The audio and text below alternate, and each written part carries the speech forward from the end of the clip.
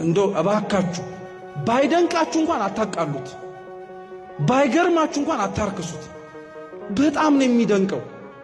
በሰማይ ላይ አውጥቶ ትወልጅኛለሽ ብሎ ሹክ ብሎ መናገር የሚችለው ክርስቶስ መልአኩን ልኮ መሬት ላይ ያወረደው ለምን ይመስላችኋል? በሰማይ ላይ ሁሉን ጣጣ እኮ ጨርሶ ማውረድ ይችል ነበር እናቱን። ሰማይ ድረስ ያላወጣት መሬት ላይ የምትመላለስ ተአምር እንዳለች ልብ እንድንል። በእጆቹ የነካው እንጨት ሕይወት ከሰጠ፣ የተሰቀለበት መስቀል ሕይወት ከሰጠ፣ እሷ ሕይወት ላትሰጥ ነው? እሷ ታሪክ ላትቀይር ነው? እሷ ሕይወት ላታስተካክል ነው? አረ በትንሹ አትገምቷት። እሷ መንግሥተ ሰማያት ታስገባለች። ስሟ እኮ መርህ ለመንግሥተ ሰማያት እኮ ነው።